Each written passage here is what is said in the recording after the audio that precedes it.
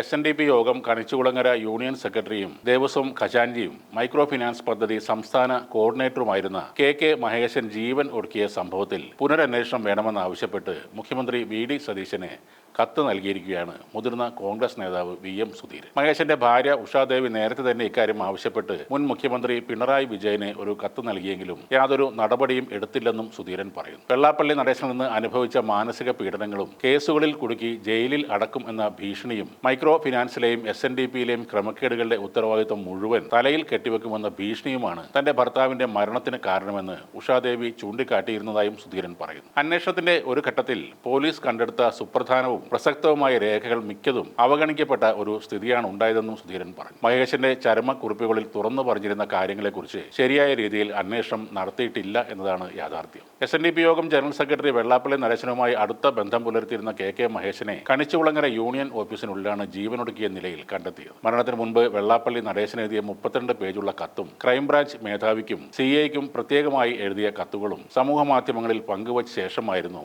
മഹേശൻ ജീവനൊടുക്കിയത്. വെള്ളാപ്പള്ളിക്ക് വേണ്ടി പീഡിപ്പിക്കപ്പെടുന്ന യൂണിയൻ നേതാക്കൾക്കായി തന്റെ ജീവിതം ഹോമിക്കുന്നു എന്നാണ് മഹേശൻ മരിക്കുമ്പോൾ എഴുതിയ കത്തിൽ കുറിച്ചിരുന്നത്. ലോക്കൽ പോലീസിന്റെ അന്വേഷണത്തിൽ തങ്ങൾക്ക് ഒട്ടും വിശ്വാസമില്ലെന്ന് മഹേശന്റെ കുടുംബം നേരത്തെ തന്നെ വ്യക്തമാക്കിയിരുന്നു. 2025 ജൂൺ 25-നാണ് 54-കാരനായ കെ മഹേശനെ കണിച്ചുകുളങ്ങര യൂണിയൻ ഓഫീസിൽ ജീവനൊടുക്കിയ നിലയിൽ കണ്ടെത്തിയത്. മരണ ദിവസം തയ്യാറാക്കി പോക്കറ്റിൽ സൂക്ഷിച്ചിരുന്ന മരണകാരണം വിവരിച്ചുള്ള മറ്റൊരു കുറിപ്പ് വെള്ളാപ്പള്ളിയുടെ സ്വാധീനം ഉപയോഗിച്ച് പോലീസ് സേന മാറ്റിയതായി ചില ഉദ്യോഗസ്ഥർ തങ്ങളെ അറിയിച്ചതായും അദ്ദേഹത്തിന്റെ ഭാര്യ പറയുന്നു. ഇതെല്ലാം കണക്കിലെടുത്ത് ഇനിയെങ്കിലും നിയമ സംവിധാനത്തെ കബളിപ്പിച്ചുകൊണ്ട് ഒരു കുറ്റവാളി പോലും രക്ഷപ്പെടുന്ന സാഹചര്യം ഉണ്ടാകാതിരിക്കാൻ പ്രത്യേകം ശ്രദ്ധിക്കണം. ഈ വൈകിയ അവസരത്തിലെങ്കിലും നീതി നടപ്പാക്കിയേ തീരൂ. അതുകൊണ്ട് ശ്രീമതി ഉഷാദേവിയുടെ അപേക്ഷ പരിഗണിച്ച് മുഴുവൻ കുറ്റവാളികളെ നിയമത്തിന്റെ പിടിയിൽ കൊണ്ടുവരുന്നതിന് മിടുക്കരായ സമർത്ഥരായ പോലീസ് ഉദ്യോഗസ്ഥരുടെ ഒരു പ്രത്യേക അന്വേഷണ സംഘത്തെ നിയോഗിക്കണം എന്നാണ് സുധീരൻ ആവശ്യപ്പെടുന്നത്. മുഖ്യമന്ത്രിക്ക് നൽകിയ കത്തിന്റെ പകർപ്പ് ആഭ്യന്തരമന്ത്രി രമേശ് ചെന്നിത്തല, എക്സൈസ് മന്ത്രി M ലിജു എന്നിവർക്കും അദ്ദേഹം നൽകിയിട്ടുണ്ട്.